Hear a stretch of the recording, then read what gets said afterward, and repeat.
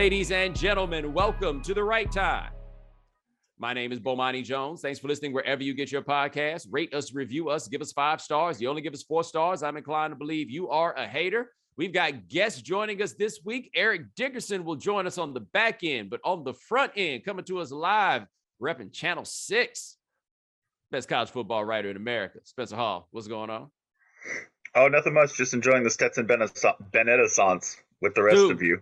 Dude, I was just about to say, you are in Atlanta, and I guess you ain't really going outside too much, but still, it was so wild for me watching that game and the whole broadcast team trying to make this about Stetson Bennett, right? Like that decision has been made. We are going to make this into the underdog story about Stetson Bennett. And don't get me wrong, he made that big throw on that free play, which is the best throw of his life. Like that's his David Tyree moment. I'll never do anything that incredible again. And I heard Feinbaum say this on TV. Was it Feinbaum? I think it was. Like the old joke about, you'll never have to buy another drink in this town. Oh, it's way past a drink for Stetson Bennett. I don't think he'll ever have to buy a house in the state of Georgia. No. And, they made it about him, and I understand, because that's a very clear moment. Remember, football's confusing. It's easy to focus on the dude with the ball. That is the easiest thing you could do in football, is to say, hey, the dude with the ball made all of this happen. He made one thing happen. He was good after that fumble. He was 4 for 4 after the fumble, which could have completely sunk him. I think he is more than anything still underrated, and this is why. And I was thinking about this morning. I was like, well, what am I gonna say about Stetson Bennett that hasn't been said already? And I'll say this: the strength of that team is the Georgia defense. Who does Stetson Bennett practice against every single day? He practices against the Georgia defense, and he's not dead. He's 5-0. He's like 168 pounds, I'm guessing, 165 if you put a couple of biscuits on him. And he rose from the scout team to starter against that defense. That, to me, is more impressive than anything he did all year based on what I saw the defense do. That is the most impressive thing about Stetson Bennett, is that he managed to do this homegrown against that defense, which, to my mind, is the best of all time, just top to bottom. Like, if you just had to, pick a card, right? I might take them. In fact, I probably would take them over the 2001 Canes, the 2001 Canes around there. I'd take them over the black shirts just because I think the level of athleticism and intelligence across the board and, like, what they do culturally is so far over anything that they do. Yeah, 08 USC is the sneaky one for me when we get into this discussion. Like, that's the one where you go back and look at it and you're like, oh, they didn't let anybody score. No, they didn't like it when you did that. And they were very adamant about that on a physical plane, on a physical level. And they had very mean people. That's the other thing about that 08 USC defense. I know people are looking at a Pac-12 defense and going, no, you got to understand. Pete Carroll, when he went full heel in the NFL and just decided that offense sucks after relying on it, this was the germ of that, was that 08 USC team where he was like, Ooh, no, I like this. I like not even have to worry about scoring if I just destroy the other team on offense.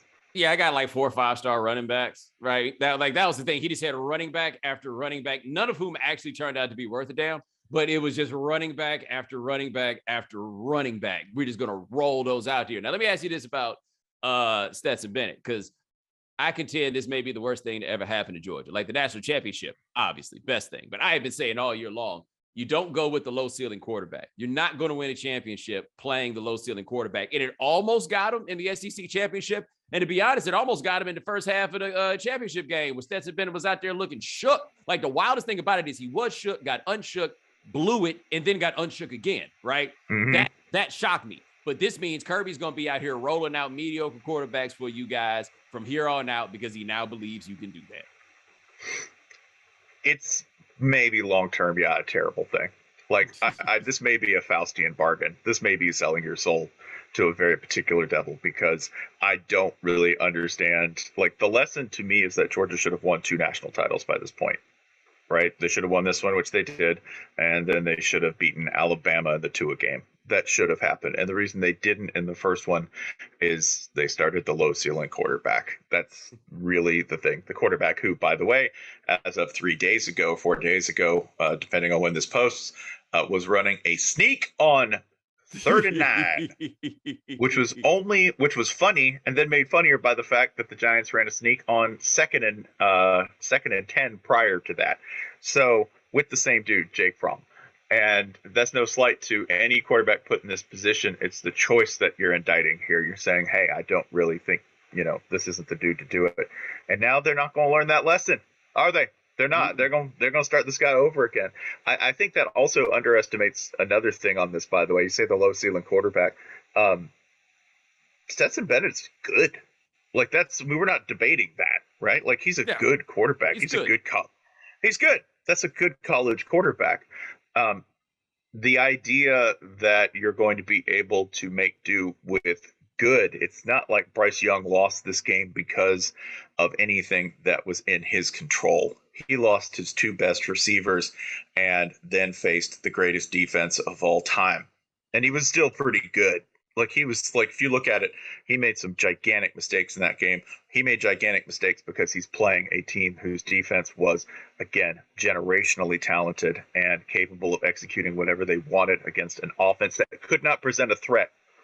And everyone's going to take the wrong lessons from this, including Kirby. I think a lot of the time, maybe that's where they won't make accommodations. We have to bend over backwards for recruits all the time and say, well, you'll get this or you'll get that. I still think if you scratch the surface that Kirby Smart is at root, like a Georgia meathead who really just wants to win 10-3. I just think that's in his DNA. I just think he's that kind of defensive coach. And I don't think that's what the game is anymore. Yeah, the Bennett, good. Like he is a middle-class version of like the Colt McCoy archetype, right? Like that's the thing about it is that a dude like Colt McCoy as a freshman is like, I don't know. I think we went with the low ceiling guy. And then you realize, oh my goodness, this ceiling is actually rather high. This is a bit surprising where this thing ultimately goes. Like Bennett isn't in that class, I don't think. But no, he was better than I expected him to be out there. It's just that this is one of those teams where I feel bad for him, is that they're so broadly loaded that the only name that anybody's going to remember, they'll remember Jordan Davis because he's the most giant man in the world. And then it's going to be Stetson Bennett, and we're not going to talk about anything else. Dalvin Cook's brother plays for that team. You may not even know that he was Dalvin Cook's brother. He was a 5-star too, and really, really good, just so you know. He just washes away. It's like Stetson Bennett going to be the Herschel Walker of this team, where that 1980 Herschel team, other than Lindsey Scott, and just because Run Lindsey, the Larry Munson call, it's Herschel Walker and a bunch of dudes. And except this team is way better than that one was. Yeah, and that may be colored, I think, by how everyone does in the NFL. Because guess what? A lot of people go to the league for this team. A lot of people. Nakobe Dean is, I've said this repeatedly, he's my favorite linebacker I've seen in a long time. I don't remember enjoying watching linebacker play quite like you watch Nakobe Dean, because the dude can run hash to hash and at the blink of an eye. It's terrifying. It doesn't really matter if the guy who's on the slot receiver doesn't make the play. Nakobe Dean will make it for him. That's how good he is. He's the kind of player who can overcome bad coaching, and he doesn't get bad coaching. That's how good he was at the college level. I'm sure in the NFL he will receive crap coaching and ignore it. That will happen at one point. It's inevitable because they keep recycling the same dudes, and at mid-level he's going to get somebody in charge of that defense who has no idea what they're doing, and it won't matter because Nakobe Dean is that great at the position and that talented and that smart. I got lost talking about Nakobe Dean. Point being, we're going to see the legacy of this team, not just now, but like later on when we see how many of these guys do well in the league.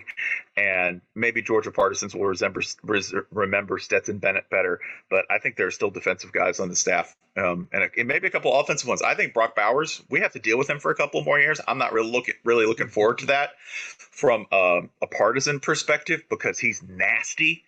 That dude, right? Yeah, that's the big old refrigerator of a tight end who runs like a 4.1 as far as I can tell if I had to clock him. And it's like 280. He's important because apparently there is a state law. We've talked about this many times. I don't know where it's written down, but somebody's going to pull it out, that it is required by the laws of the state of Georgia that you can't run a pass pattern without a white man in it. Either a white man going to be throwing. In fact, it seems like a white man throwing it and catching it, but there will always be. It's just, they haven't produced like that cold white dude catching passes. Oh, till now. Him and the homie McConkey, who appears to be very, very speedy. Ladd, Ladd. In case you wanted, like, I like that they were going to name him Ladd. And they're like, no, that's too close to the word lad. They're like, just throw in an extra D. That's fine. Everybody will get it. Yeah, Lad McConkey and Brock Bowers, passes from Stetson Bennett. We're going to get a lot of the wrong ideas at the high school level based on these results, not understanding how exceptional these dudes are. We're going to get a lot of torn ACLs for youth prospects who believe they're a 4.6 when in fact they are a 5.7. Yo, by the way, Gabe Bassane with the important information. Bowers is from his neck of the woods, Napa. Napa, that is correct. That's as I said in one of our posts this week, he is like a Chardonnay in that he has an oaky finish because hitting him is like hitting a tree. Yep. And he's got buttery hands. So, yeah, they had to go all the way to Napa to find a really Georgia-type player, right? Well, to me, I told you, though, this is important, right? Because the stakes are too high now to uphold that state law, just whatever white dude you can find, right? And if you're import.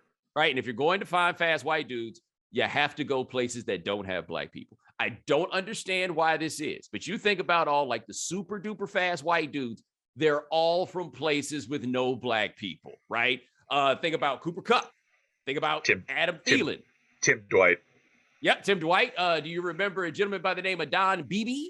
He was from North Dakota. We talking about this cat right here, Jordy Nelson, Manhattan, Kansas own. Like you gotta have nothing but white people in the ecosystem for people to build up your self-esteem properly to lead you to believe that you can in fact achieve these. Look, it's kind of like how most black PhDs come from HBCUs. You don't get all that negative talk in the presence of these other people, and people will allow you to possibly to self-actualize. I don't know. I mean, really run up and down. It don't make no sense that the only good football players that are fast, that are white, are not from the South. They just don't add up. You're saying there's just some dude in lacrosse gear somewhere who has like a 4.38 inside him, never got to do it because he was running up against like some future LSU recruit. Dude, he didn't even run up on him. He went to the football coach and was like, I want to play wide receiver. And they were like, you want to play lacrosse? He's like, no, but for real, like I can go. Like okay. We got a sport that we think you'll enjoy a little bit more. And then they just send him out of there. Just like when a black dude goes to play lacrosse and he gets out there and he's super fast. And they're like, son, can you catch? Let me play another angle on this thought experiment. Stetson Bennett just squandered one of the greatest potential lacrosse careers in NCAA history, because if he's that good at quarterback, he'd be unreal on like the Johns Hopkins or Princeton lacrosse team. Yes. Well, my favorite thing about Stetson Bennett was they came and did that post-game interview with him on the field. And we are playing up underdog, right? Nobody thought that you were going to get here, How does that feel? And Stetson Bennett is going one step beyond that. He's like, you didn't think I was going to be able to play for Georgia. I think I'm the best quarterback, period. Like he thinks he's better than Bryce Young. He thinks he's better than anybody else that you could roll out there, which I have to say kind of takes a little bit of the edge off the I'm just so glad to be here. He is not. He is not. He thinks he should have won the Heisman Trophy. That's pure wrestling, by the way. That's absolute pure wrestling. That is like when you knock out the champ when they're not looking with a folding chair and then turn around and be like, I'm the greatest. I did it. Like, that's a full heel turn, right? That is Ken Shamrock getting knocked out with a plate and the guy turning around and being like, I did it myself. I did it all myself, 100%. Homegrown, grind. That's what it is. Like, I adore that. By the way, and this too, Stetson Bennett said, when they were trying to set up the underdog angle, they're like, nobody believed in you. Now, this is a point. Can't see what I'm doing with the camera, but I'm pointing at you specifically, pointing at Stetson Bennett, because there are a bunch of other fingers pointing at the mutants on the other side of the ball and the huge men on the line and your gigantic skill players. They're like, we believed in them. We totally, like, we 100%. Like, it is the most damning storyline when you look at the rest of Georgia to go, hey man, nobody believed in Stetson Bennett, because there are 21 other people on the field who are all 4 and 5 stars and incredible at what they do. We're like, that's so demeaning. I don't blame him for immediately going, no man, I thought I should have been here. And to my point, that man played all of this and proved all of this mostly against his own defense in practice. Yes. Mostly. And I know they tried to kill him. I know they tried to dismember that man, right? Like, think about it. That man went up against Jordan Davis in practice. He went up against Nakobe Dean in practice. What's going to scare you after that? Go ahead, talk your, do it. Yeah, I encourage it. Because I assure you, none of those guys on that defense hang out with Stetson Bennett. I feel very, very confident. Like, he ain't got that buddy. I'm actually surprised that we didn't hear all through the broadcast about he and either Bowers or McConkey being roommates, because you know how that goes, right? The Colt McCoy, Jordan Shipley, like, oh, who are you guys going to kick? Oh, I think you guys should room with each other. Okay, it's a vestige of the 1960s and 70s, like that, that struck me. Let me tell you what else got me. You want to see my impression of Georgia backup quarterback JT Daniels, former 5-star recruit? Mm-hmm. I could have done that. He could have done that. He could have done that very easily. He just lost so much money. All he had to do was be the quarterback on this team, leave, and go be a first-round pick. Mm-hmm. Mm-hmm. Or, as our colleague Joel Anderson has brought up, Jamie Newman. Yeah. Jamie Newman. Remember? Greatest Georgia quarterback ever. My favorite, because he never played a single game for the Georgia Bulldogs before sitting out, opting for the NFL draft, and falling to, I believe, undrafted. Yes. I mean, he made the early call, and it was an understandable and reasonable call at the time. I'm sitting out because of COVID, right? Like, when he did it, it was like, wow, you're getting ahead of this thing here, right? Okay, there we go. And we'll never know if it was like a truly bad decision, because we don't know what was or was not going on with a lot of these teams about testing and everything else. But that dude has been forgotten completely.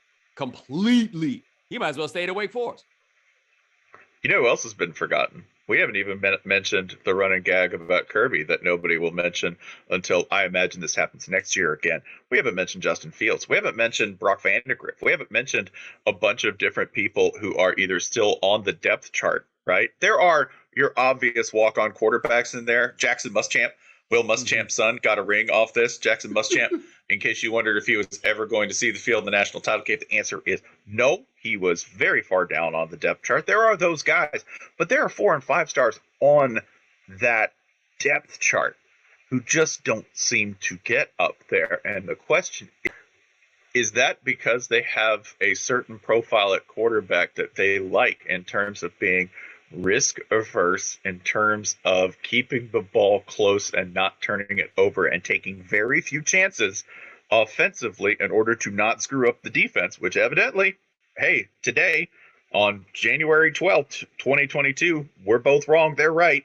because Georgia has a title this year, but right is a conditional thing, and it varies by the calendar year, and more often toward the offense, I would point out. At this point, is that the reason that we keep seeing 4 and 5 star talent ride the bench in Athens? Like, why does that keep happening? As a QB recruit, I know this is what we're talking about this game. This is all an exhibition. Kirby said that we're 11 days behind everybody else on starting the year. That means we're a recruiting operation that sometimes stages football games. How do you go to a QB and say, come here? Like, if you're a 4 or 5 star and we're at 99s across the board in terms of comparing, like Bama's a 99 when it comes to possibility, Georgia's a 98. And that point there is, am I going to get beat out by a Stetson Bennett? Right? Yes. Because they just don't want to try offensively. Right? They got another 5-star coming in this year, right? Oh, yeah. The name escapes me, but like, they keep recruiting 4 and 5 star QBs. That's not the issue. It's not that Kirby can't recruit a quarterback. They just keep ending up with Jake Fromm and Stetson Bennett. And the question is, for both QB prospects and anyone watching, is why? And now, to your point earlier, maybe this just got worse for them, right? And by the way, worse is relative. We're talking about a very padded, luxurious worse. Yes. We're talking about gout. We're talking about an illness of wealth, because this is a very wealthy and successful football program right now that just got their first ring since 1980 and who will not be out of the top 5 for the next 5 years. Like, preseason wise, you're not going to see Georgia out of the top 5. It's just not going to happen with what they've got going on and how much talent they've got on that roster and how committed they are. But at the margins, that's got to worry you a little bit. There are no worries for Georgia right now. But down the road, you got to go, okay, if I got to put a little bit of a lead lining on this particularly silvery, beautiful cloud, then that would be the thing I'm worried about. Okay, so as we're here, I'm on the wiki page, and I'm looking at Georgia's list of coordinators / assistant coaches. First of all, this has got to be at least 25 people. All right. Yeah. And it is a fascinating mix of what you want to have or what you will have on your coaching staff in the South. When I say that, I'm like, okay, well, first of all, you're going to have a guy with a name like Buster, a guy named Neyland, Neyland, because of course someone would name their child after Robert Neyland. We have one of those here on the staff. We have a dude who is a combination of two things you have to have on your coaching staff in the South here. One, his name is Montgomery, and two, his last name is Van Gorder, because of course, nepotism, right? Like yes. the nepotism here is present. You have your former players and obligatory Afro-Americans, Jonas Jennings, ATL's own former offensive lineman at Georgia. He's there. You got your cast-offs from other programs, Matt Luke and Will Muschamp. And I just didn't tell you about like 25 people. They have so many people on this staff. This is bananas. Yeah. And this is the pattern you've seen. If people want to know, like, what are these people doing and why are there so many people on staff? It's because Nick Saban set the model for this. Overcommit and overutilize your resources. Just stuff people in every single nook and cranny of your organization so that you don't miss anything. Over-report, over-scout, over-recruit. And I say over, the results speak for themselves. Is not really overcommitment if you keep getting the results you want. But if you were a company and you saw this many people on the payroll to all do the same job, you'd get out the scissors. You'd start making some cuts. All right. And it's a deeply inefficient business. It really is. Like, in terms of the number of contacts that people have to make with a single recruit, in terms of the number of positive reports, like your scouts and your recruiting evaluators, your talent people have to come back multiple times to say, you should take a look at this dude. There is no more sitting in a film room and going, well, I guess we should take that guy. No. That doesn't happen anymore. You don't recruit somebody off that. Not that it ever really happened anyway. But now it is this layered bureaucratic process that requires so many people and so many coaches and so many people with names that used to belong to coaches you worked with, whose kids you've now put on staff. And in the end, it works. But like, after a while, you just go, man, you're building these gigantic organizations and you have these big offices and you have these facilities that – have you seen Georgia's new facility, by the way? Have you seen? Oh, palatial. Like it is essentially a museum to Georgia football and football facility and training center all built into one thing with sheet glass, right? It's got like your beautiful postmodern sheet glass on the side and, Georgia logos everywhere and a full nutrition center that makes sure that everybody gets 150 grams of protein a day. It's nuts. It's nuts. It is all a glaring edifice that keeps getting bigger and bigger and bigger and harder to hide when it comes to when are you going to pay the players? When are you going to pay? When are you going to pay these people? Because evidently we can pay 30 other people. We can pay 60 other people. We can do what Billy Napier's doing in Florida, which is the Saban model. And I'm a Florida fan. You've been watching. And they say, well, we hired this guy. And you look at the title and you go, I don't know what that means. Right? Associate, talent, recruiter, high school level, associate, like so many people getting hired under so many different titles where ultimately you go, hey, this sounds a lot like a business. Yeah. This sounds a lot like a corporation. But it's interesting. My man Alan Kinney makes this point. The thing that makes college football so backward is that the stakeholders and the shareholders are two different people, right? And so this is an inefficient business because the people who are contributing money to it aren't looking to make a profit, right? So they can go out with the hat in hand and be like, hey, we need to hire a couple more guys to watch film. We were thinking that maybe we could get Phil Fulmer, right? Like somebody at that level. Yeah. And then somebody will write the check. And you're like, yo, this doesn't make any sense. But those people aren't, the only payoff they're looking for is wins. It's not actual money. And so you have all these people who will just pump all this money into this so that Will Muschamp's son, Robert, or brother, I guess I was assuming son because it says quality control. But anyway, he's on the Georgia staff too. Yeah. And we get everybody, we have so many quality control guys. And we've also diversified that role, by the way, that we've not only built up these gigantic staffs where there are people who aren't coaches who are actually coaching things, we've managed to turn it into a professional mentoring and rehab center for coaches so that we actually cut off lanes for new talent, right? Particularly, I think when you go at the margins, well, why aren't there more, assistants of color? Why don't we have more, particularly African-American assistants coming up? Because that's the real, like, you go, okay, well, why don't we have more black head coaches? Well, we don't have more black head coaches because there aren't more assistant coaches. Well, where do those assistants come from? Well, they can get recycled a lot. And when we expand these staffs and we say, hey, you just got fired, why don't you come be a quality control person? Those hires are just as important now, because if you go do quality control for Nick Saban for a while, then you probably end up with the job somewhere, right? Even Butch Jones got a job out of that, right? He got another head coaching gig. Good for him. Oh yeah. He I believe that's Arkansas State, who had don't look at their record. It went fine. It's great. It's going great. Don't check how many wins they've got. But if you keep hiring guys who recently got fired for that, that's just another feedback loop preventing new talent from entering the system. That's the one side effect of that. Like, it is funny that, Joe Judge got fired at the Giants, and it's like, okay, well, that's a Nick Saban assistant. That's just what he's going to go hire him because he's got an entire staff full of assistant head coaches. And Nick has done a decent job on diversity, but like that kind of behavior, that kind of like loop within an organization is just going to feed and exacerbate a lot of the ongoing problems the sport has in terms of HR. Yeah.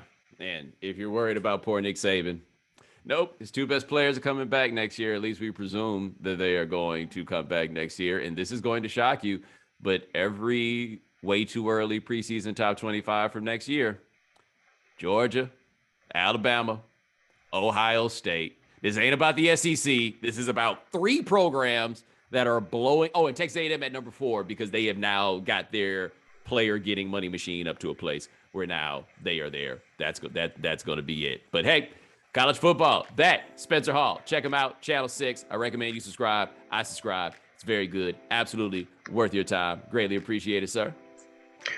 Thank you, sir. Oh, one more thing, by the way. Let me share with you that 2023 recruit we do have for the University of Georgia.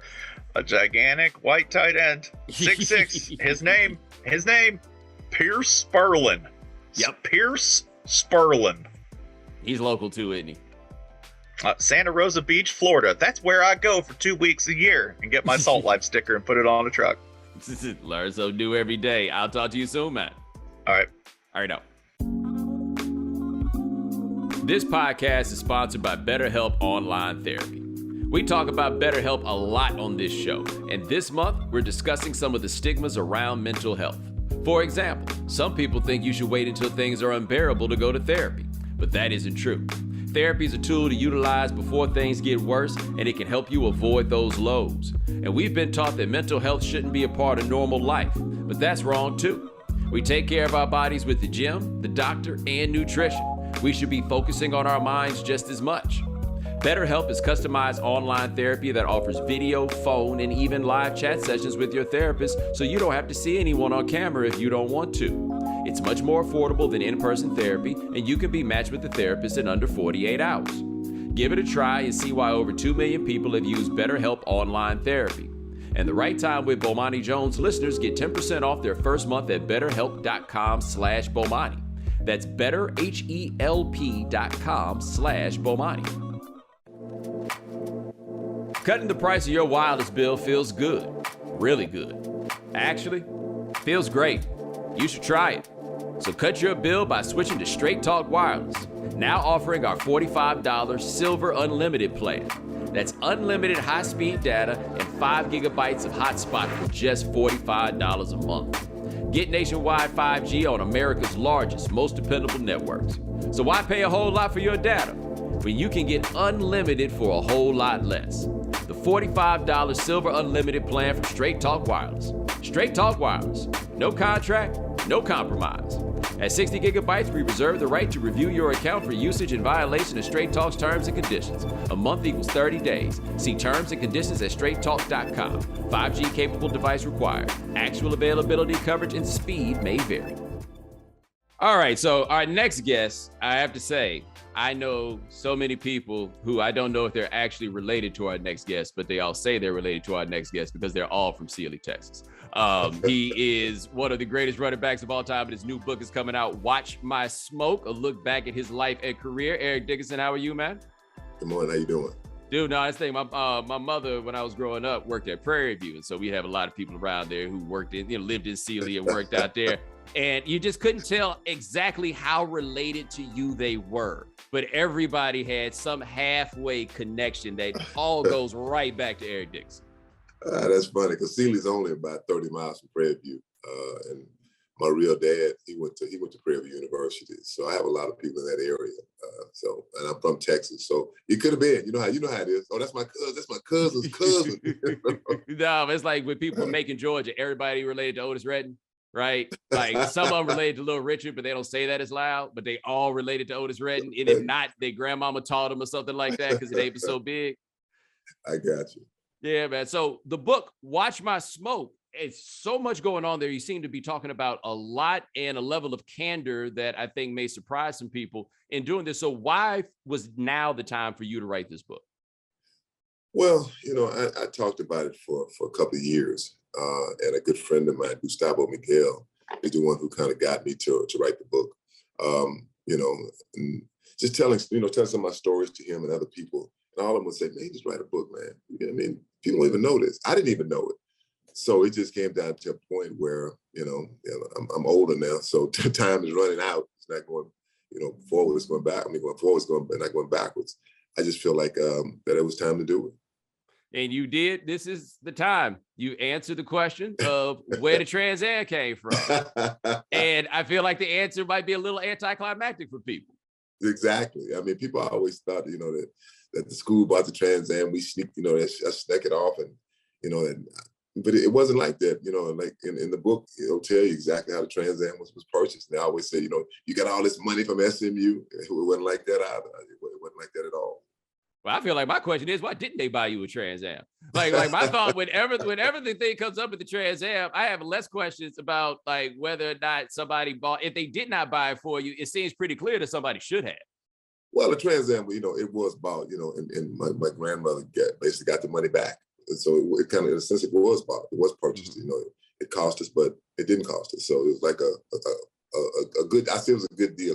Man, I was so happy with that car. I got to tell you, when I first saw it, I'm like, man, I just loved everything about it.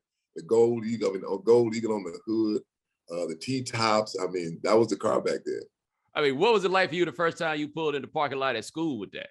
Oh, now come on, now that wasn't too popular. It was popular with some kids, but not popular with other kids. And it was a big investigation right away as soon as I showed up with the car. Because see, everyone thinks that when I say my grandmother, like the lady who raised me, my great aunt, that's not my grandmother. My grandmother lived in Houston with my grandfather, and the thing is, like, see, they could afford the car. They pretty much got a new car every couple of years because my grandfather's a crane operator, and like I said, they could not disprove it.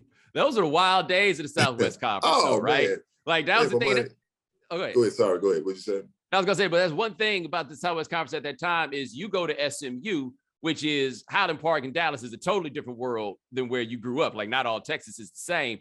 And now you're in the world of like the oil money, right? And this is a completely different class of people than the people that you were dealing with prior to that. And they're throwing money around because they want to be really good at football. And I'm just trying to imagine what the scene had to be like for you showing up there. Well, SMU is like a lot of schools in Southern. We were a smaller school, but, the thing is, I think it really came down to the alumni. The alumni like to brag about, we beat y'all and you beat us. And we got this guy, you can get this guy. That was, you hear that about that later. That was the big thing back in those days. And really, like you said, I came from a small town in Sealy, Texas, a country town, going to Highland Park, where they got the big mansions. It was almost like the Beverly Hillbillies. The first thing you know, Jizz a millionaire. So it was a different world for me. But the thing is that a lot of guys on the team had cars. It wasn't anything that was foreign. I mean, our parking lot, you had the 280ZX, the Trans Am. Craig had a 944 Porsche. So pretty much every starter had a car. One thing I think about with you, and like I remember when the 30 for 30 came out, Pony Excess, about the time at SMU, and they would show clips of you in college. And that for me was like the first time that I had seen you like just talking and doing interviews at that time. And I compared it to like a guy like Derek Jeter or Clyde Frazier, where it fascinates me about those dudes. Like Clyde Frazier's from Atlanta and went to Southern Illinois. But when he got to New York City, he was already up to speed on what life was in New York City. Like he was ready to be a star. And like Derek Jeter was ready to be a star. You were ready to be a star the second you got to SMU, it looked like. Well, maybe outwardly I was, but inwardly I was still a country kid, from a small town. Because, we were right close to Houston, Texas, and I was in Houston all the time. In Houston and Dallas, it's only 240 miles away from each other. So like I said, in a sense I was, but in a way I wasn't, because, I wasn't used to, all the stuff that was there, like, like seeing the big houses, the big really mansions, right there in Highland Park. In that school, SMU was predominantly white. I mean, and my town was pretty much white, but mostly black. You kind of knew everyone. And being on a campus that was, to me, it was ginormous, but it wasn't that big, believe it or not. But, it's my first time in college from a small high school that in my high school, I had 50 people in my graduating class. So it was some culture shocks in some ways. In some ways, it was not. I think one of the interesting things about that is you and Craig James came in together, and this was at a time where, honestly, like the idea of good white football players, especially playing running back, wasn't as foreign as I think it seems to a lot of people now. But your freshman year, according to a lot of reports, Craig James had a better freshman season than you did at SMU. And what was that like for you? Because I imagine that you thought you were going to get there and just run the whole conference. Yeah, I mean, the thing was, me and Craig were friends. We became really good friends. And, I didn't hold anything against Craig. It was just, I wasn't ready for college football. I thought I was. I tell a lot of these young kids when they go to college their first year, I say, you think you're ready to play right away? Oh, yeah, I'm ready to start. I said, they tell you that. I said, but 9 times out of 10, you're not ready to start because your body's not developed enough. And mine wasn't. And Craig came from a real weight program at a Stratford High School, and I didn't. I mean, I was really a track guy that played football. And so after a while, my body caught up. I caught up. I had quite a few injuries my first year. I had a thigh injury, a hamstring injury, ankle injury, shoulder injury, just one after another my freshman year. Then, I think the most hurtful thing was, and this in the book, is the sports writers, writing about me that, they should take my scholarship. I'm a bust. I came from a small A school, the 2A school, and Craig's a better player.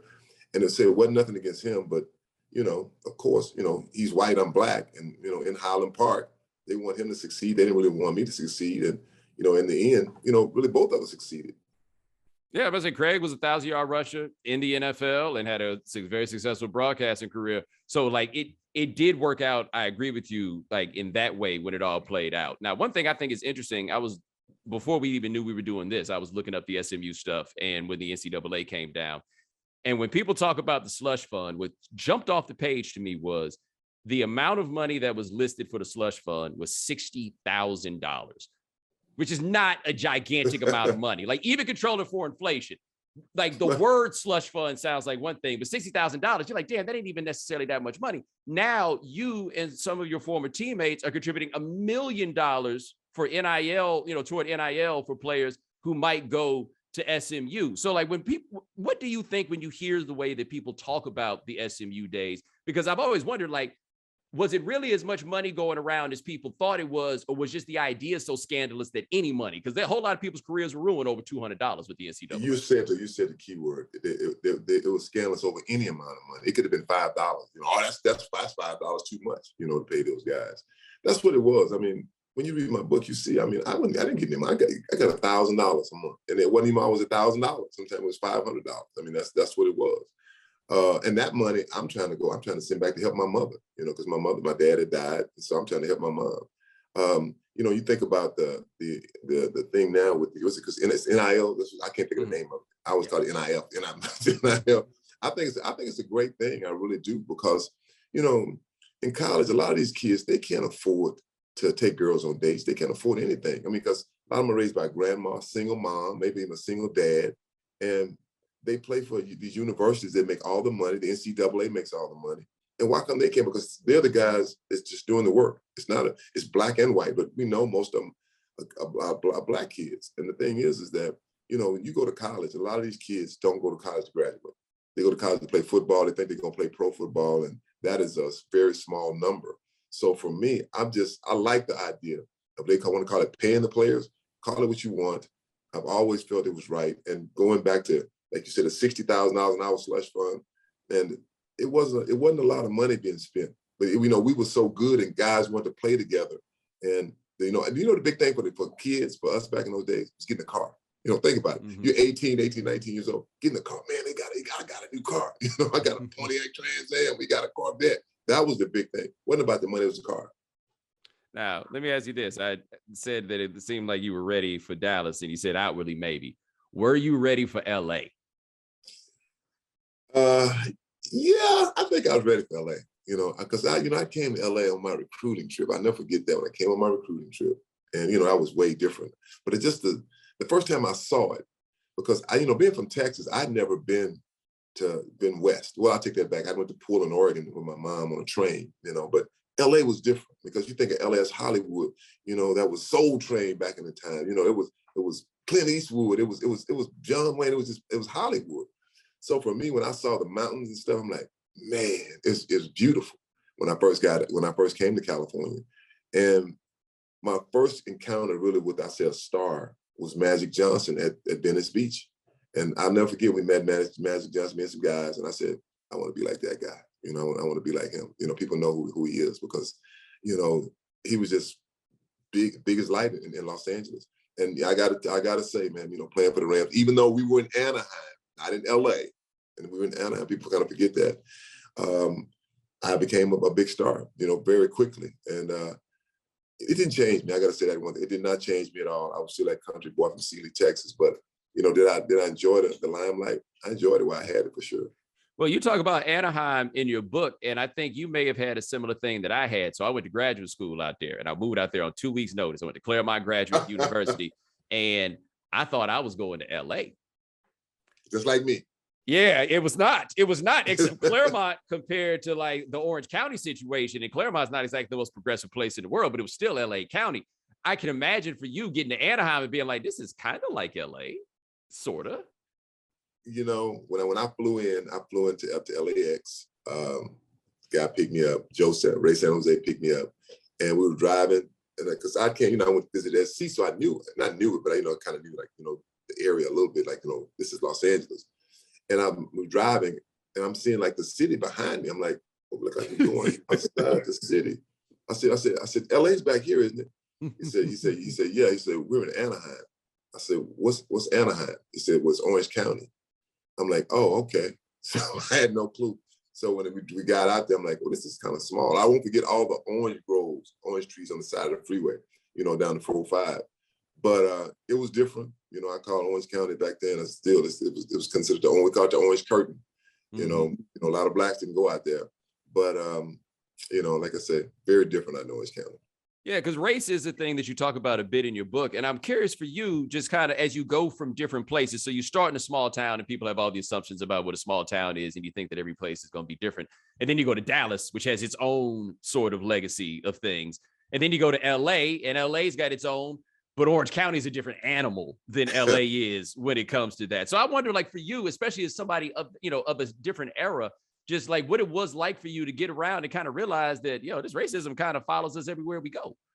Well, growing up in Texas, I've seen it my whole life, even in Dallas, sometimes you see it, it was like my mother said she said in my book, it's different for you, son. It's always different for you. And, I didn't believe that at first, because, I just thought everything was equal playing ground. As a kid, I thought that, just like when I talk about the first time I really saw it was when I tried out for Little League baseball. And, I was a good baseball player. And they put me on minor league instead of Little League. And I'm like, but it wasn't fair. And she said, Erick, I try to tell you this, and it's not the same for you. But yeah, I've seen it in all steps, going from Sealy to Dallas to LA, or to the Orange County, really, Orange County. And I can tell you, as you know as well as I do, Orange County and LA is way different from one another. I love coming to LA. That's why eventually I ended up moving from Orange County. I lived in Irvine. I moved from Irvine, to where I live now. I still live in Calabasas. And, I just like being that LA scene back then. It was more to do. You see more people like me, of us, like people of color. Hispanic, Black. I mean, I'm like, oh, I like this. So I just really enjoyed the whole scene. I think the big thing is that how, it was just so diverse, the diversity, still is back in the 80s, man. LA was, banging. It was the place to be. And then they sent you to Indianapolis. Then they sent me to the hellhole. Like, what was your first impression getting there? I'll never forget when I left LA on the flight that night. I watched, took off, and I saw all of the, like this was like a sea of lights, leaving Los Angeles. And I fell asleep. And when I woke up, they said, we're landing in Indianapolis, buckle up your seatbelt, blah, blah, blah. And I looked out, and all I could see was darkness. And as we got closer to the ground, I could see just cornfields everywhere. And I'm like, wow. What the hell, man? It was really different. I mean, I got to say, it wasn't even anything like Texas. Not even where I'm from in Texas. It was just really different, really country. And I got to say, just a shock. But, my coach, Ron Meyer, I got to say, he took care of me there as well as he possibly could while he was there. How many jokes did you hear about how Ron Meyer had to pay you less to play for the Colts than they had to pay you to play for SMU? I heard you said it, all the jokes. Man, you took less money when you got the NFL, did you? Got like money that I'm like, please, man. I wasn't making no money in college. I've said that so many times. I wasn't making no money in college. I mean, people think I'm making all that. I wasn't making no money. I was glad to go to SMU because I think it was this place that my mother chose for me. She wanted me to go there. I never forget her statement. Because I wanted to go to OU. That's why I wanted to go to college. I mean, badly. She didn't like, she just said, I don't trust Barry Switzer. I don't trust that man. He's a liar, Eric. I don't trust him. And so going to SMU, she liked Ron. She liked me, the idea of me staying in Texas. And she said, Eric, look, they've got their guys at Oklahoma and USC. She said, go to a school like SMU. She said, you and the kid and Craig, she said, you can start something. They'll be talking about y'all forever. And I got to say, man, she was right about that. I still can't believe the A&M because Sealy is very much Aggie country. I can't believe that they did not find a way. They tried. I mean, let me tell you, A&M tried desperately. You know why I didn't go to A&M? It was two reasons I didn't go to A&M. I thought it was a great school. I did not, and that once again, being 18 years old, I did not like their uniforms. I did not like the colors of their uniform. And they had those yell leaders, not cheerleaders. No, I'm like, there's too many guys around there. We want some girls, and that was my two main reasons. I just didn't go to a school like this. Yeah, no, I mean, I think you made the right call. I went to school in Aggie country too, but you couldn't have paid me enough to go over there. Like every time they wind up getting a recruit, I'm like, did you even visit? See, and I visited because it was only 80-mile drive down to right. A&M. Right. So post-career, like, what do you think is the biggest thing that you picked up on after football was done? When you say like picked up in what manner? Well, just about life and all of these things, right? Because I think it'd be really easy for you playing that just encompasses everything you do, and then you get done, and there's a whole big old world out here. I think the biggest thing that you realize is that I'm still a young man. Now, what do I do? I think that's the big thing. What am I equipped to do right now after playing football for all those years? And it's kind of scary in a sense. I mean, because you've always kind of had structure in your life, like a structure, even though I'm kind of pretty much a structured person anyway, but you really did. I mean, you had a facility to go to, you had this to they take care of this for you. And now you kind of have to do it all on your own. And most guys aren't prepared for it, I got to say. And, I think football is a sport that when it comes to the end, sometimes it can come just very, very abruptly, like hitting a brick wall. Like you will be going 100 miles an hour and bam, okay, boom, it's over. You're not playing anymore for whatever pretty much injury, or sometimes getting old. Pretty much, if you're a great player, or a player that's played for many years, it stops sometimes slowly. But if it's an injury, it stops abruptly. And like mine was kind of an injury, I wasn't sure about. But in a sense, man, I had no real clue what to do at first for a while. Not even recreational, because a lot of guys I knew were still playing. I'm like, what the hell am I going to do? I mean, you wake up and like, what am I going to do today? You watch some football, when football season come around. Did I miss it? Yeah, I missed some of it. I did. But as time went on, I was glad I wasn't playing. Last thing I want to ask you before we go. Can you name anybody else that managed to take a Jerry curl and prescription goggles and like legitimately make it work. Like when people think about this, like Erick Dickerson had the coolest look of any running back we could think of. And it was really with like the equivalent of Coke bottle, I can't see glasses, and a Jerry curl. That's a great question, man. People say it all the time. No, not really. And I couldn't see. I still can't see. I wear these glasses are for real. And those goggles were for real too. It was just a look I had. It was a look I had with the neck roll, the Jerry curl, the goggles, the mouthpiece. You know, I always feel that if you look good, you play good. You know, and I thought I looked good on the field. And you know what? When you really think about it, it was a real black LA kind of look too. Like when you realize that all the black folks from LA, like especially at that time, and just a few years removed from Arkansas, from Texas and all those places, like you look like those dudes. Everybody had a Jerry curl. I mean, right? You know, your uncle had a Jerry curl. Everybody had a Jerry curl. So that wasn't anything foreign. You know, when I got to LA, it was like, hey, you know, we called it curls for the girls.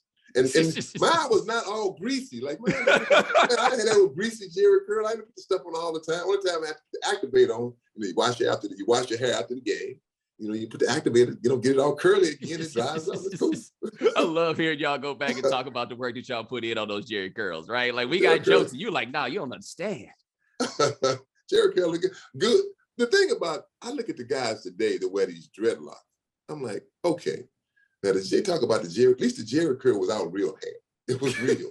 The dreadlock, guys, these guys' hair ain't going down to the back. I mean, they look like, they all look like the Predator. I mean, come on, man. No, it is a lot of dudes that's cheating. Like, I forget which dude it was. It may have been Ray Buchanan, where I looked up and I was like, you didn't have none of this hair last year. Now you got dreadlocks down to your back. That's the thing.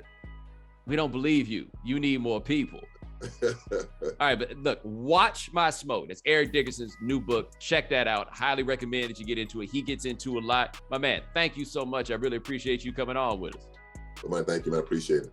All right, no problem. And ladies and gentlemen, thanks so much for joining us here on The Right Time. We do this 3 times a week. Gabe Bassane and Adi Khan handling things behind the scenes. Thank you, gentlemen. Remember, follow The Right Time. Rate us, review us, give us 5 stars. You only give us 4 stars, I'm inclined to believe you are a hater. And we'll talk to you guys in a couple of days. Take it easy.